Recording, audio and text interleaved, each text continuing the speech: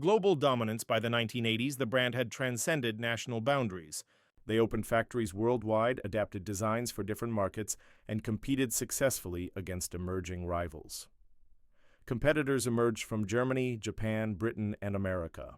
Each wanted a piece of the luxury market. The company responded by constantly innovating. More powerful engines, more advanced technology, better fuel efficiency, expanded product lines from compact luxury vehicles to massive SUVs to extreme supercars. In the early 2000s, they partnered with a famous British racing manufacturer to create a hypercar that combined Formula One technology with road car usability. Only a few thousand were made, each costing more than most people's homes. They also launched Maybach, their ultra-luxury sub-brand. These vehicles featured massage seats, refrigerators, 64-color ambient lighting, and privacy partitions. They became the choice of billionaires, royalty, and global celebrities. The electric future today, the company understands that the future is electric. They've created an entire electric sub-brand with multiple models, electric sedans, SUVs, and crossovers. These vehicles feature massive digital displays, voice-activated AI assistants, fast charging, extended range, and silent operation. They're investing billions in electric-only factories, clean energy production, and artificial intelligence. Their goal is complete electrification by 2030. Why they endure? What's the secret to surviving over 130 years in a brutal, competitive industry? They never stopped improving. They learned from mistakes. They faced their darkest chapters with honesty. They prioritized quality over quick profits. They understood their customers. They evolved with changing times, stories. Of impact, let me share some powerful examples of what this brand means to people. After Nelson Mandela was released from 27 years of imprisonment and became South Africa's president, workers at the local factory built him a special vehicle entirely by hand. Over 60 craftspeople contributed, creating something made not by machines but by human hands and hearts. It was their way of honoring a man who brought peace to their nation. When Princess Diana started driving one of their sedans, British media erupted in controversy. Royalty was expected to drive only British brands. But Diana chose based on safety, comfort, and personal preference, showing the world that this brand transcended national boundaries. A Bollywood superstar once shared that, as a struggling young actor, he would see successful people in luxury vehicles and dream. Today, he owns one of the most expensive models available in India. For him, the vehicle represents not just success, but the completion of a life journey, real-world impact. But the brand isn't just for the wealthy. In 2012, a father in Germany was driving with his two young children when a truck lost control and crashed head-on into their vehicle. The car was destroyed, but all three passengers survived because of side airbags, crumple zones, reinforced steel structures, and child seat protections. When the father emerged holding his children, he looked at the wreckage and cried, not from pain, but from gratitude. The car had saved his entire world. Innovation never stops. In 2016, they introduced an AI-powered voice system.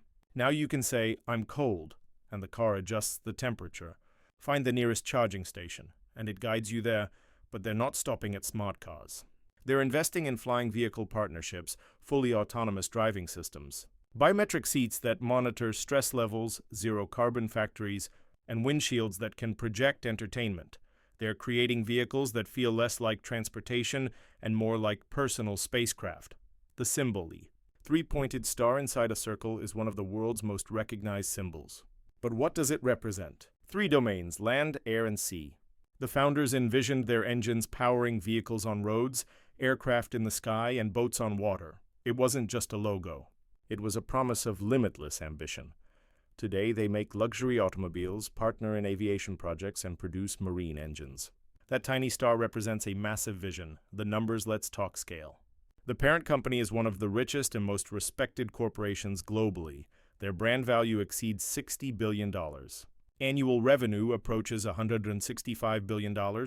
They employ over 170,000 people worldwide. They sell approximately 2.4 million vehicles annually. But more important than money, they've accumulated trust, loyalty, and respect that money cannot buy. Lessons from history. Every major institution has a past, and this company doesn't hide from theirs.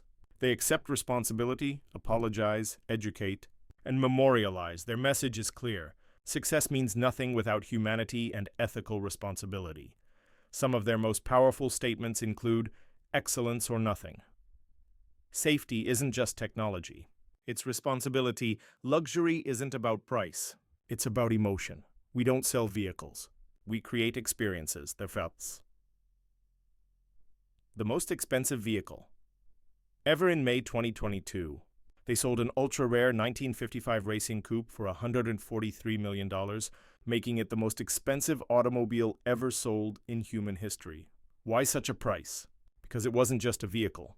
It was art, history, engineering genius, and cultural significance combined.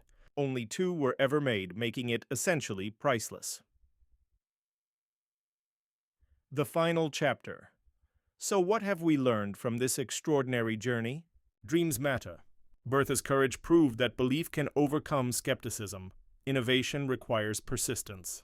Carl worked for years facing constant rejection before success arrived. Facing mistakes makes you stronger. Confronting their wartime history with transparency earned them respect rather than condemnation. Quality endures. In a world of shortcuts, their commitment to excellence has sustained them for over a century. Evolution is essential. From horses to gasoline to electric to autonomous, they've never stopped adapting. Humanity matters most. At the end of the day, they learned that saving lives and serving society matter more than quarterly profits. Closing thoughts, this is more than a story about automobiles. It's about human ambition, failure, redemption, and the relentless pursuit of excellence. From a small workshop in 19th century Germany to a global symbol recognized from Hollywood to Dubai, from Mumbai to Manhattan, this brand has earned its place in history not just through engineering but through human values. The three-pointed star reminds us that our dreams should have no boundaries, that we should aim for land, sky, and sea simultaneously. That excellence isn't a destination but a journey as we move toward an electric, autonomous, connected future. One thing remains certain: the companies that survive won't be those with the biggest factories or fastest computers. They'll be those that understand that behind every vehicle, every product, every brand is a human story, and the best stories are those that inspire us to dream bigger, work harder, face our failures honestly and always. Always remember that our creations should serve humanity, not the other way around. Thank you for joining me on this journey. If this story moved you, inspired you, or taught you something valuable, share it with someone who needs to hear it. Until next time, keep dreaming, keep building. And remember, excellence is not an act but a habit. The best is yet to come. Welcome back. Today's story will take you on an extraordinary journey through triumph, tragedy, innovation, and redemption. This is the tale of how a simple dream became a symbol recognized in every corner of the world. This isn't merely about machinery or business success. This is about human courage, the power of belief, the weight of history, and the strength to rise from darkness into light. You'll discover how one inventor's vision changed transportation forever. How his partner's bold action turned skepticism into belief. How a company became entangled in humanity's darkest chapter, faced that truth, and rebuilt itself into a beacon of excellence and responsibility. Stay with me until the end, because this journey offers lessons that go far beyond the automotive world. Before we begin, if you appreciate stories that inspire, challenge, and reveal hidden truths, make sure you're subscribed. Let's dive in. The visionary pictured Germany in the mid-1800s. The world moved at the pace of horses. The idea of a self-propelled vehicle seemed like fantasy, something from a fever dream rather than reality, but dreams don't ask for permission. A young engineer named Carl lived in a modest German town. Born in 1844, he possessed a mind that refused to accept limitations. While his peers focused on conventional careers, Carl spent countless hours sketching mechanical systems, imagining engines that could power themselves. His obsession was simple yet revolutionary: create a machine that could move without animal power. People dismissed him. Horses work perfectly fine, they said. Why waste time on impossible ideas? But Carl persisted. Year after year, he refined his designs, tested prototypes, and pushed through failure after failure. In 1885, he achieved the impossible. He built the world's first gasoline-powered automobile. It had 3 wheels, made unusual noises, and looked nothing like the carriages people were accustomed to. He called it his motorized patent vehicle. The world's response? Laughter, mockery, rejection. Nobody wanted to invest. Nobody wanted to buy. Karl felt his dream crumbling. Then everything changed. The secret journey Karl's wife, Bertha, was extraordinary. In an era when women had virtually no rights, she possessed vision and courage that would alter history. One August morning in 1888, Bertha made a decision that would echo through time. Without telling her husband, she took their three-wheeled vehicle, gathered her two sons, and embarked on an audacious journey. She planned to drive over 100 kilometers from their home to visit her mother. This would be the world's first long-distance automobile trip. Think about that for a moment. No GPS, no mechanics, no gas stations, no roads designed for vehicles. Just raw determination. The journey tested her in ways she couldn't have imagined. When the fuel line clogged, she used a hatpin to clear it. When the ignition wire broke, she fashioned a repair with her own hairpin. When she needed more fuel, she stopped at a pharmacy, creating what historians now recognize as the world's first fuel station. Villagers who saw her thought she was performing witchcraft. Others stood in awe, unable to comprehend how this woman was controlling a mechanical beast. But Bertha didn't stop. After hours of problem-solving and perseverance, she reached her destination and sent her husband a telegram with words that would change everything. The machine works. The world is ready. That journey wasn't just a trip, it was proof. It was marketing genius. It was a statement that the future had arrived. Suddenly, curiosity replaced mockery. Orders began trickling in.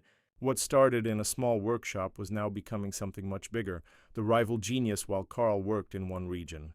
Another brilliant mind was pursuing the same dream in Stuttgart. Gottlieb and his partner Wilhelm were developing their own revolutionary engine. They called it their clock engine because of its distinctive sound. They mounted it on a bicycle, creating one of the world's first motorized two-wheelers, then adapted it for four-wheeled vehicles. Now Germany had two pioneers racing toward the same future, but they weren't collaborators. They were competitors.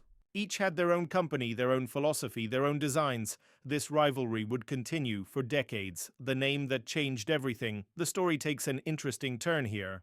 One of the company's biggest supporters was a wealthy entrepreneur and racing enthusiast. Named Emil, he dealt vehicles across Europe and loved the thrill of speed. But Emil had one condition for his continued support. Named the vehicle after his daughter. Her name was Mercedes. She was just 11 years old. In 1901, the company created a revolutionary new model called the Mercedes 35 HP. It was longer, lower, more powerful, and more stable than anything before it. Many historians consider it the first truly modern automobile. The name stuck. Soon everyone was referring to the vehicles as Mercedes, and the brand became more famous than the company name itself. War and darkness, then. Came the Great War from 1914 to 1918. Germany mobilized completely. Factories that once built civilian vehicles now produced military equipment. Both companies contributed engines for tanks, aircraft, submarines, and military trucks.